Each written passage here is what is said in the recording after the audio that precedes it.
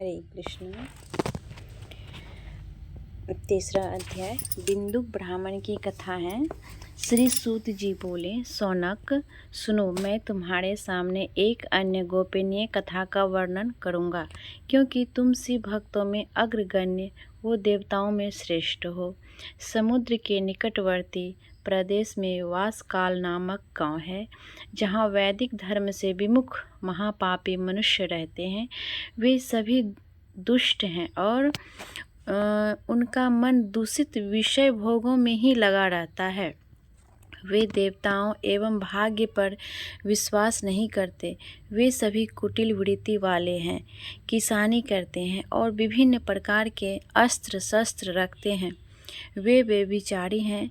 वे इस बात से पूर्णतः अनजान हैं कि ज्ञान, वैराग्य तथा सत्य धर्म ही मनुष्य के लिए परम पुरुषार्थ हैं। वे सभी पशु बुद्धि हैं। अन्य समुदाय के लोग भी उन्हीं की तरह बुरे विचार रखने वाले धर्म से विमुख हैं। वे नित्य कुकर्म में लगे रहते हैं एवं सदा विषय भोगों में डूबे रहते हैं। वहाँ की स्त्रियां भी बुरे स्वभाव की, स्वेच्छाचारिणी, पाप में डूबी, कुटिल सोच वाली और व्यभिचारिणी हैं। वे सभी सत व्यवहार तथा सदाचार से सर्वथा शून्य हैं। वहाँ सिर्फ दुष्टों का निवास है। वासकाल नामक गांव में बिंदुक नाम का एक ब्राह्मण रहता था। वह अधर्मी, दुरात्मा एवं महापापी था। उसकी स्त्री बहुत सुंदर थी। उसका नाम था चंचुला था। वह सदा उत्तम धर्म का पालन करती थी, परंतु बिंदुक वैश्यागामी था। इस तरह कुकर्म करते हुए बहुत समय व्यतीत हो गया।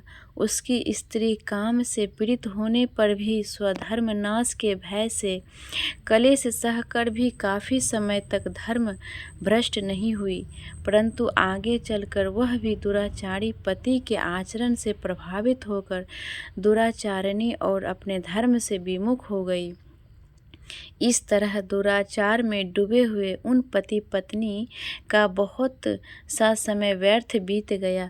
वैश्यागामी दूषित बुद्धि वाला वह दुष्ट ब्राह्मण बिंदुक समयानुसार मृत्यु को प्राप्त हो नरक में चला गया।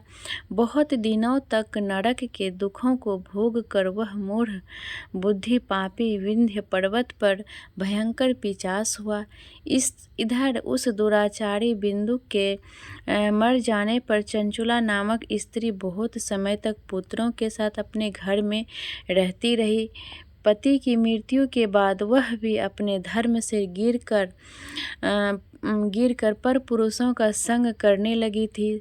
सतियां विपत्ति में भी अपने धर्म का पालन करना नहीं छोड़ती। यही तो तप है। तप कठिन तो होता है, लेकिन इसका फल मीठा होता है। विषयी इस सत्य को नहीं जानता, इसीलिए वह विषयों के विषफल का स्वाद लेते हुए भोग करता है। एक दिन देवयोग से किसी पुण्य पर्व के आने पर वह अपने भाई बंधुओं के साथ गोकर्ण क्षेत्र में गई। उसने तीर्थ के जल में स्नान किया एवं बंधुजनों के साथ यत्र तत्र घूमने लगी। घूमते घूमते वह एक देव मंदिर में गई। वहां उसने एक ब्राह्मण के मुख से भगवान शिव की परम पवित्र एवं मंगलकारी कथा सुनी।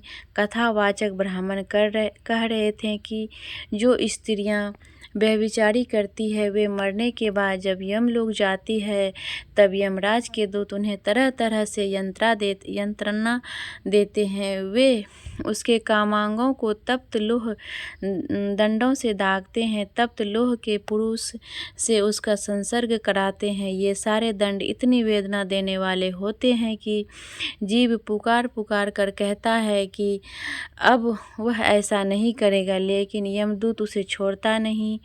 कर्मों का फल तो सभी को भोगना पड़ता है।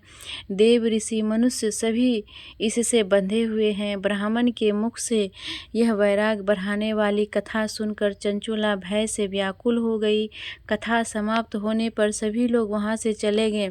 तब कथा बाँचने वाले ब्राह्मण देवता से चंचुला ने कहा, हे ब्राह्मण, धर्म को न जानने के कारण मेरे द्वारा बहुत बड़ा दुराचार हुआ है। स्वामी, मेरे ऊपर कृपा कर मेरा उद्धार कीजिए। आपके प्रवचन को सुनकर मुझे इस संसार से वैराग्य हो गया है। मुझ मूढ़ चित्त वाली पापिनी को धिक्कार है। मैं निंदा के योग्य हूँ। मैं बुरे विषयों में फंसकर अपने धर्म से विमुख हो गई थी। कौन मुझ जैसी कुमार्ग में मन लगाने वाली पापिनी का साथ देगा?